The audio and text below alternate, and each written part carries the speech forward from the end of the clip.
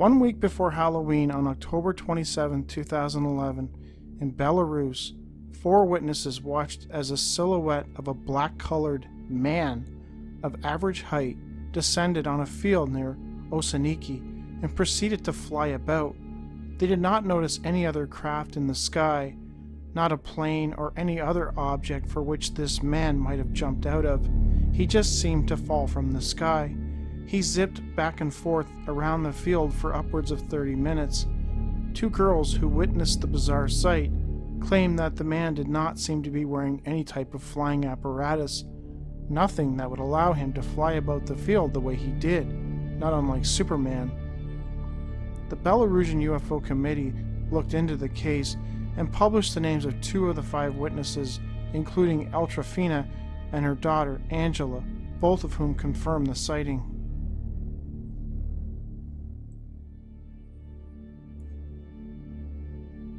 October 28, 2003, just a few days before Halloween, near San Andres Tenejapam, Veracruz, Mexico, a number of passengers on board bus 35 of Adelaide's Transport Services reportedly observed a bizarre-looking creature just as the bus rounded a corner known as El Pojo.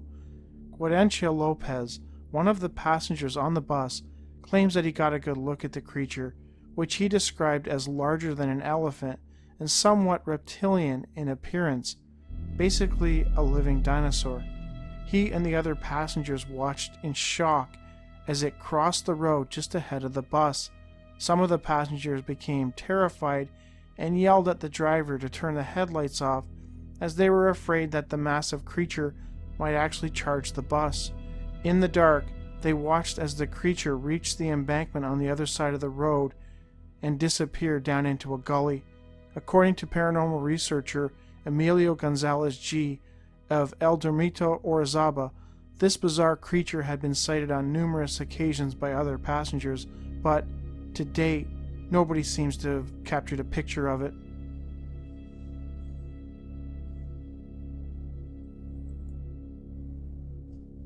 October 29, 1993, just a few days before Halloween, a midshipman in the Royal Navy reported to the police in St. Austell, Cornwall, England, that he had observed a high, bright silver light with a greenish hue, which had descended towards him in an arc and flew off towards the roof of a nearby school, which it passed over. As it reached the sports field next to the building, it abruptly halted in the air. It suddenly dimmed and began to take on the form of a metallic silver, green, oval-domed disc with colored lights in the middle and top, which were moving anti-clockwise. The object had 3 protrusions like rugby balls underneath. Speaking to UFO investigators about his encounter, the witness claimed that as he watched the object hover over the sports field, he suddenly heard what he could only describe as a type of voice in his head, a mentally relayed message. It was simple. "Hello, do not be alarmed. We will not harm you." Within 5 minutes, the object grew brighter, became an intense light, and then quickly ascended into the sky and out of sight. The witness never saw the object again.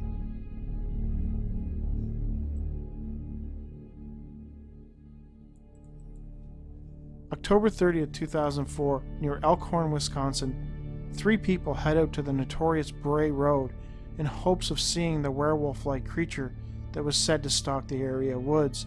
What started out as a harmless night of amusement would quickly turn into something straight out of a horror film. This case was investigated by author and journalist Linda Godfrey, and a detailed write-up of the account can be found on her blog. A 47-year-old woman, her 14-year-old daughter, and her 14-year-old friend were eager for some spooky, pre-Halloween fun and piled into a car and drove out to Bray Road in search of the half-human, half-wolf monster which had been supposedly sighted in the area. They drove up and down the road for a long time, not having any luck. They didn't really expect to see it anyways, and at around 8:30 p.m. they decided to call it a night.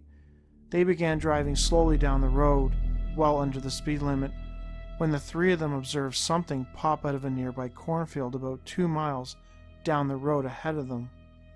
It stood in the oncoming lane as they drove up on it. They stared at the creature, which was less than 9 feet away from them. It stepped out of the corn and looked aggressive. We all screamed very loud. I put my foot on the gas and we went away as fast as we could. We did not go back, the driver told Godfrey. The witness reported that what they saw, quote, didn't make any sense.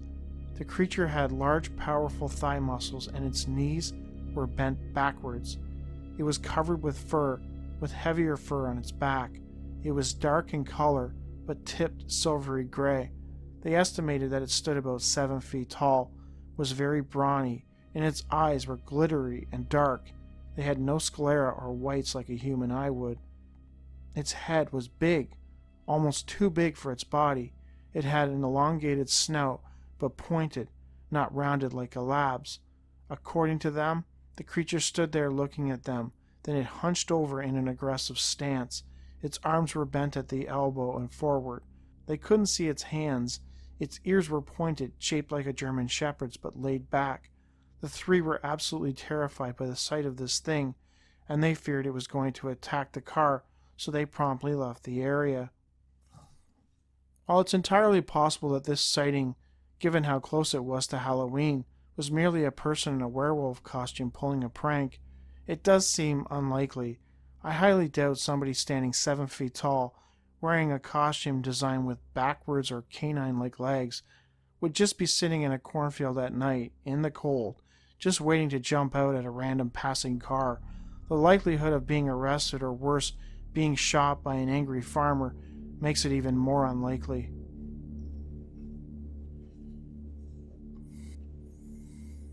October 31st, 2005. In a very rural area in Albion, Indiana, a man was outside working on his Jeep at around 11:32 a.m. when he noticed bright lights overhead. They were so intense that he actually had to look away.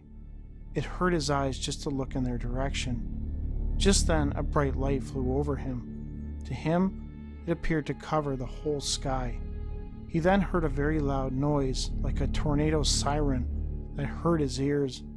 Immediately after that, a beam of light began pulling the witness up into some type of object, which was overhead and was so bright he dare not look at it. Terrified, the witness grabbed onto his Jeep and would not let go, even as his body lifted off the ground into the air. Eventually, the object released its pull, and the witness settled back down to the ground. Afterwards, the object left the area. These types of crude abduction attempts I have discussed in at least 2 previous videos, and according to Albert Rosales, they were reported quite frequently in Brazil in the mid-70s.